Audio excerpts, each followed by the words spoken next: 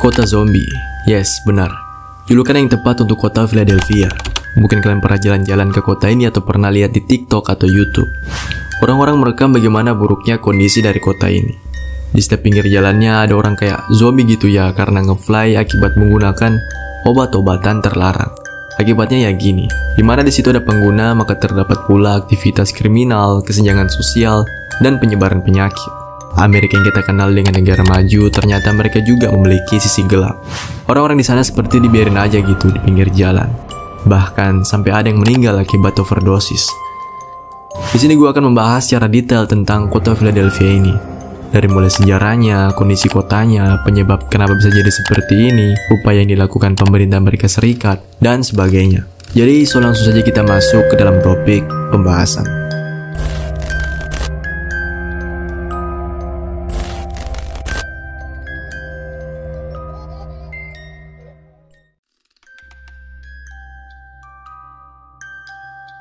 Halo, Liven Giel di sini. Kali kita akan membahas kota Philadelphia.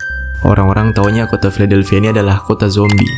Kota Philadelphia atau dikenal juga sebagai Philly adalah kota terbesar di negara bagian Pennsylvania di Amerika Serikat. Jadi untuk sekedar info, Amerika itu menganut sistem pemerintahan federal atau serikat, di mana negara bagian memegang kekuasaan penuh atas daerahnya sendiri, tanpa harus dikomandoi oleh pemerintah pusat.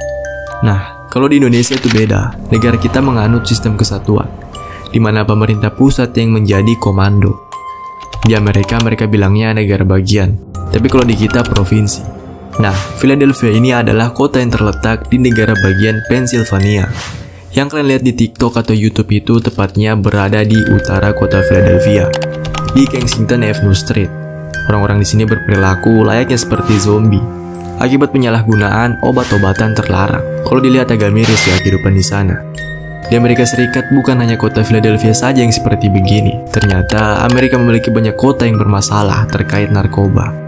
Tetapi beberapa tahun belakangan, Philadelphia dikenal yang paling parah sebagai salah satu kota yang paling terdampak oleh krisis opioid di Amerika Serikat. Menurut data dari Pusat Pengendalian dan Pencegahan Penyakit atau CDC Amerika Serikat, beberapa negara bagian yang paling terdampak oleh krisis narkoba adalah yang pertama, Ohio, kedua, Pennsylvania, ketiga, Virginia Barat, keempat, Kentucky, dan kelima, New Hampshire.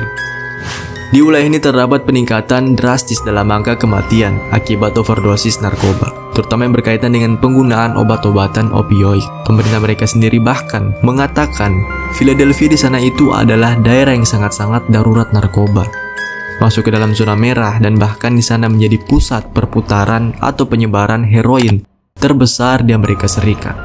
Dan di tempat ini dipenuhi oleh orang-orang homeless. Jadi orang-orang homeless ini yang tidak mempunyai rumah, mereka pergi ke tempat ini. Yang awalnya bukan pengguna, malah ikut-ikutan menjadi pengguna. Dan mereka tidak mempunyai pekerjaan.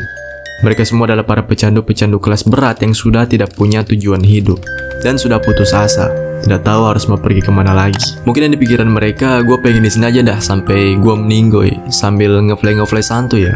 Mending kalian jangan kesini dah, soalnya bahaya banget sumpah. Oke, mungkin tindakan kriminal yang harus diwaspadai, tapi bukan itu yang berbahaya. Yang paling berbahaya itu kalau kalian lagi jalan nih di sana kan, amit-amit ya, tiba-tiba ada orang yang suntik lu dengan sengaja di salah satu tubuh lu. Dan tanpa kita sadari, mereka telah menyebarkan virus HIV/AIDS melalui jarum suntik itu. Jarum yang digunakan secara bergantian dan tidak steril sangat rentan sekali menyebarkan virus HIV/AIDS. Jadi kalau kalian mau suntik, tes darah, atau lagi mau NATO, usahakan dicek jarumnya. Ditanyakan kembali jarumnya itu harus baru dan steril.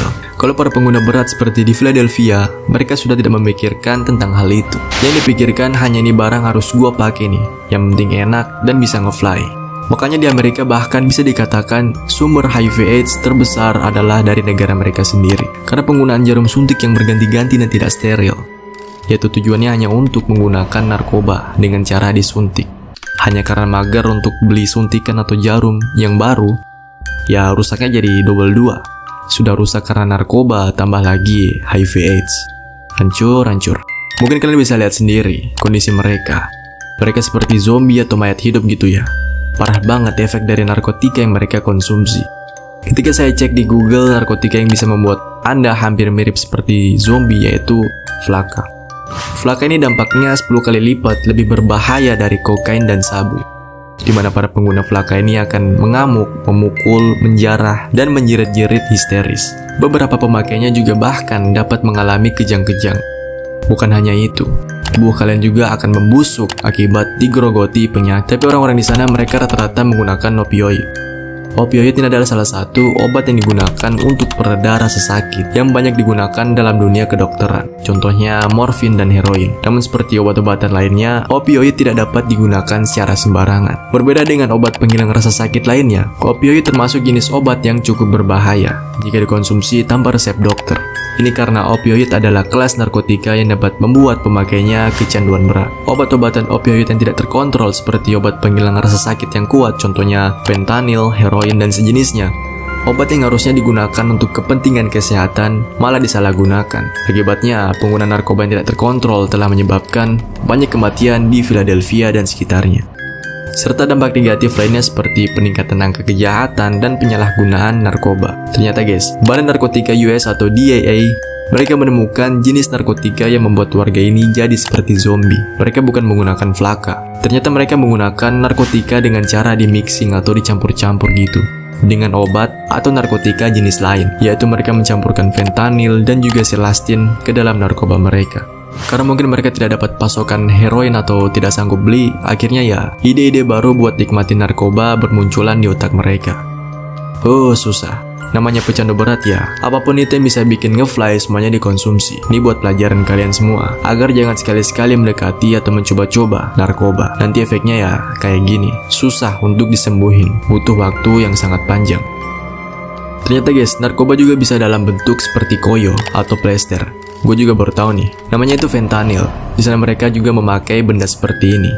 Kalian tinggal tempelkan di daerah kulit kalian, apalagi yang banyak keringat. Nah, biasanya keringat kalian itu akan menyatu dengan plester lalu diserap oleh kulit dan menghasilkan efek kesenangan. Fentanyl tergolong sebagai obat keras. Untuk pembelian obat fentanyl mengharuskan memakai resep dari dokter. Jadi tidak boleh sembarangan nih untuk bisa beli obat ini. Efek samping dari fentanyl ini adalah yaitu rasa kantuk yang berlebihan terus, lalu diare, menyebabkan otak kita depresi dan gelisah, lalu muncul ruam-ruam pada kulit kita. Jadi seperti kayak orang yang terinfeksi virus HIV/AIDS. Jika dosis yang digunakan lebih daripada dosis sebenarnya, otomatis itu akan menjadi narkoba yang cukup berbahaya.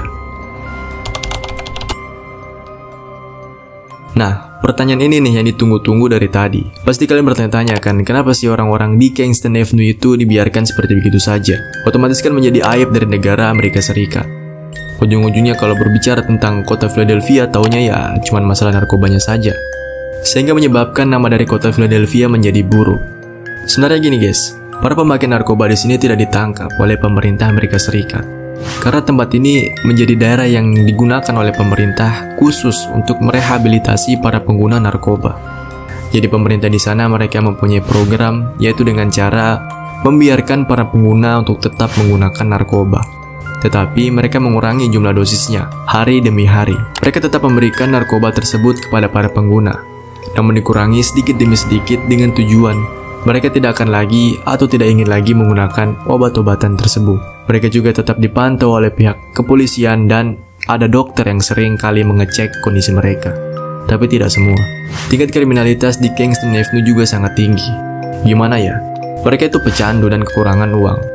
Otomatis mereka membutuhkan uang untuk membeli barang haram ini. Mereka bakal melakukan banyak cara atau berbagai hal agar bisa menggunakan barang haram ini. Kalian juga bisa lihat mayat-mayat tergeletak di jalan karena overdosis. Kasus meninggal di Philadelphia itu hampir 70% gara-gara overdosis. Kalau dibandingin dengan jumlah korban yang meninggal akibat pembunuhan di Amerika Serikat, malah lebih banyak yang meninggal akibat overdosis.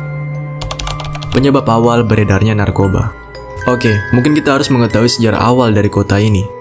Kota Philadelphia memang dari dulu dikenal sebagai kawasannya para tunawisma atau homeless. Jadi orang-orang yang tidak punya rumah, mereka tinggal di pinggir jalan. Jumlah kemiskinan di kota Philadelphia mencapai 25%. Sedangkan di daerah Kingston Avenue mencapai 44,7%. Makanya tidak heran Philadelphia masuk ke dalam kota yang paling miskin di Amerika Serikat. Pada awalnya, kota Philadelphia ini adalah tempat untuk para migran untuk orang-orang Hispanik dan kulit hitam, karena biaya hidup di Philadelphia pada saat itu termasuk murah. Nah, setelah pasca Perang Dunia Kedua, meskipun pada saat itu Amerika menang perang, tapi efeknya kepada rakyat Amerika Serikat membuat mereka menjadi miskin. Akibatnya, orang-orang kulit putih yang berada di tengah kota memutuskan untuk pindah ke pinggiran kota karena biaya tempat tinggalnya lebih murah. Ditambah lagi, negara Amerika memberi biaya hidup hanya untuk orang-orang kulit putih. Orang-orang Hispanik dan kulit hitam jelas mereka tergeser karena mereka tidak mendapatkan uang dan pekerjaan. Karena pada saat itu diskriminasi rasial jauh lebih parah dibandingkan dengan sekarang.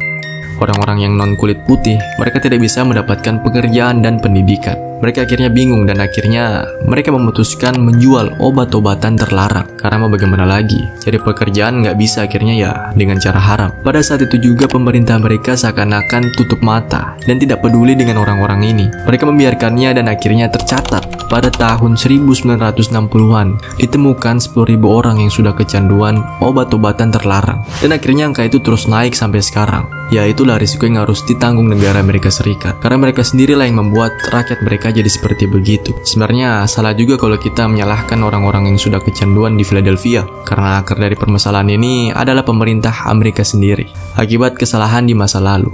Semoga saja permasalahan ini cepat diselesaikan oleh pemerintah Amerika Serikat. Agar jangan ada lagi pengguna dan korban yang meninggal akibat overdosis.